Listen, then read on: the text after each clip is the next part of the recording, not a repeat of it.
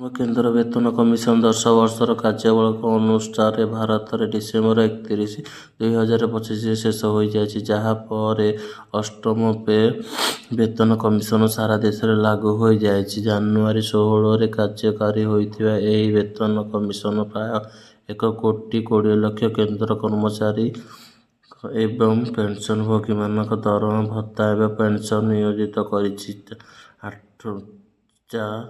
ଆଠମ pay ବେତନରେ ମାଧ୍ୟମରେ କେନ୍ଦ୍ର ସରକାର କର୍ମଚାରୀ ଏବଂ ପେନ୍ସନଭୋଗୀଙ୍କ ଦରମା ଭତ୍ତା ଏବଂ ପେନ୍ସନ ସଂଶୋଧନ ପ୍ରକ୍ରିୟାରେ ଏବଂ ଆନୁଷ୍ଠାନିକ ଭାବରେ ଆରମ୍ଭ ହୋଇଛି।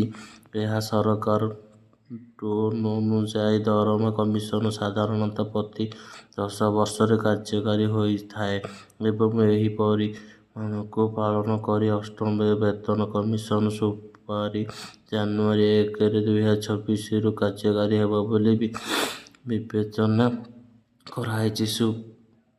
ଜାନୁଆରୀ 1, 2026ରୁ କାର୍ଯ୍ୟକାରୀ ହେବ ବୋଲି ବିବେଚନା କରାଯାଏ। ସୁପାରିଶଗୁଡ଼ିକ କାର୍ଯ୍ୟକାରୀ ହେବାକୁ 18ରୁ 24 ମାସ ସମୟ ଲାଗେ।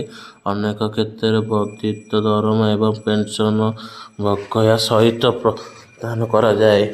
ସପ୍ତମ ବେତନ କମିଶନର ସବୁଠାରୁ ବଡ଼ ସଫଳତା ଥିଲା ମୌଳିକ ଦରମା ଏବଂ ଉଲ୍ଲିଖିତ ବୃତ୍ତି ସ୍ତର। ଏକ କର୍ମଚାରୀଙ୍କ ପାଇଁ ସର୍ବ ମୌଳିକ ଦରମା 7,000ରୁ 18,000କୁ ବୃଦ୍ଧି ପାଇଛି, ଯାହା ପ୍ରାୟ 157% ବୃଦ୍ଧିକୁ ପ୍ରତିନିଧିତ୍ୱ କରେ।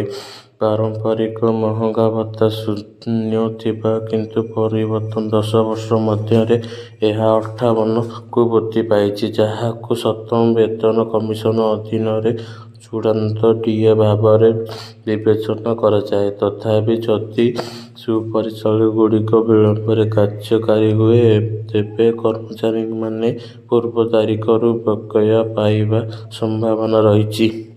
ସପ୍ତମ ପେ ବେତନ କମିଶନ 2.57 ପେଣ୍ଟିମେଣ୍ଟ ପ୍ୟାକେଜ ସବୁଠାରୁ ଚର୍ଚ୍ଚିତ ପ୍ରସଙ୍ଗ ଥିଲା। ପୁରୁଣା ବେତନକୁ ଏହି ପ୍ୟାକେଜ ଦ୍ୱାରା ସୁନିଶ୍ଚିତ କରିବା ନୂତନ ମୌଳିକ ଦରମା ନିଶ୍ଚିତ କରାଯାଉଥିଲା। ଏହା ଫଳରେ ବିବେକ ସର୍ବନିମ୍ନ ଏବଂ କନିଷ୍ଠ ସ୍ତରର କର୍ମଚାରୀଙ୍କ ପାଇଁ ଯଥେଷ୍ଟ ଦରମା ବୃଦ୍ଧି ହୋଇଥିଲା। ଅଷ୍ଟମ ବେତନ କମିଶନ ଅଧୀନରେ ପେଣ୍ଟିମେଣ୍ଟ ପ୍ୟାକେଜ ଆଧାରରେ ଦରମା ବୃଦ୍ଧି କରାଯାଇଛି। ଏହା ବିଶ୍ୱାସ କରାଯାଉଛି ଯେ ଅଷ୍ଟମ ପେ ବେତନ କମିଶନ ପ୍ରଥମ ପକ୍ଷରୁ 2.15 କିମ୍ବା ତା'ଠାରୁ ଅଧିକ ହୋଇପାରେ, ଯାହା ଫଳରେ ସମସ୍ତ କର୍ମଚାରୀଙ୍କ ମୌଳିକ ଦରମାରେ ଗୁରୁତ୍ୱପୂର୍ଣ୍ଣ ବୃଦ୍ଧି ଘଟିବ। ଏହି କମିଶନ ବେଳେ ଦରମା ବୃଦ୍ଧି କରି ନଥିଲେ ବରଂ ଏଚ୍ଆର୍ ପରିବର୍ତ୍ତନ ଭତ୍ତା ଓ ଅନ୍ୟାନ୍ୟ ଭତ୍ତା ମଧ୍ୟ ସମୀକ୍ଷା କରିଥିଲେ। କିଛି ଭତ୍ତା ସମୀକ୍ଷା କରାଯାଇଥିଲା, କିଛି ପରିବର୍ତ୍ତନ କରାଯାଇଥିଲା ଏବଂ ଅନ୍ୟଗୁଡ଼ିକ ପାଇଁ ସୀମା ସ୍ଥିର କରାଯାଇଥିଲା। ଏହା ଫଳରେ ବିଭିନ୍ନ ସରକାରରେ କାର୍ଯ୍ୟରତ କର୍ମଚାରୀଙ୍କ ପାଇଁ ବିଭିନ୍ନ ଗୃହ ଦରମା ହୋଇଥିଲା। 50%ରୁ ଅଧିକ ଡିଏ ବୃଦ୍ଧି ପରେ ସରକାର ଜାନୁଆରୀ 24ରୁ ଗ୍ରେଡ୍-9 ପାଇଁ କରମୁକ୍ତ ସୀମା 20 ଲକ୍ଷରୁ 25 ଲକ୍ଷକୁ ବୃଦ୍ଧି କରାଯାଇଥିଲା। କର୍ମଚାରୀମାନେ ଅନେକ ଭତ୍ତା 25% ବୃଦ୍ଧିରୁ ମଧ୍ୟ ଲାଭ ପାଇଥିଲେ।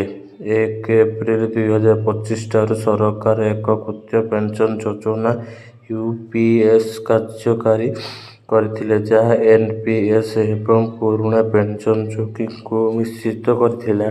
ଏହା ଏକ ଗ୍ୟାରେଣ୍ଟି ଏବଂ ମୁଦ୍ରାସ୍ଫୀତି ସଂଲଗ୍ନ ପେନ୍ସନ ପ୍ରଦାନ କରିଥିଲା। ସର୍ବନିମ୍ନ 10 ବର୍ଷର ଚାକିରି ପାଇଁ 10,000 ମାସିକ ପେନ୍ସନ ସୁନିଶ୍ଚିତ ରହିଛି। ଯାହା ଫଳରେ ସପ୍ତମ ପେ ବେତନ କମିଶନର ସବୁଠାରୁ ବଡ଼ ସଫଳତା ଥିଲା ମୌଳିକ ଦରମାରେ ଏକ ଉଲ୍ଲିଖିତ ବୃତ୍ତି ସ୍ତର। ଏକ କର୍ମଚାରୀ ପାଇଁ ସର୍ବନିମ୍ନ ମୌଳିକ ଦରମା 7,000ରୁ 18,000କୁ ବୃଦ୍ଧି ପାଇଛି, ଯାହା ପ୍ରାୟ 157% ବୃଦ୍ଧି ପ୍ରତିନିଧିରେ। ପାରମ୍ପରିକ ମହାର୍ଘ ଭତ୍ତା ଶୂନ୍ୟ ଥିଲା, କିନ୍ତୁ ପରବର୍ତ୍ତୀ 10 ବର୍ଷ ମଧ୍ୟରେ ଏହା 58%କୁ ବୃଦ୍ଧି ପାଇଛି, ଯାହାକୁ ସପ୍ତମ ବେତନ କମିଶନ ଅଧୀନରେ ଚୂଡ଼ାନ୍ତ ଡିଏ ଭାବରେ ବିବେଚନା କରାଯାଏ। ତଥାପି, ଯଦି ସୁପାରିଶଗୁଡ଼ିକ ବିଳମ୍ବରେ କାର୍ଯ୍ୟକାରୀ ହୁଏ, ତେବେ କର୍ମଚାରୀମାନେ ପୂର୍ବ ତାରିଖରୁ ବକେୟା ପାଇବାର ସମ୍ଭାବନା ରହିଛି। ସପ୍ତମ ବେତନ କମିଶନ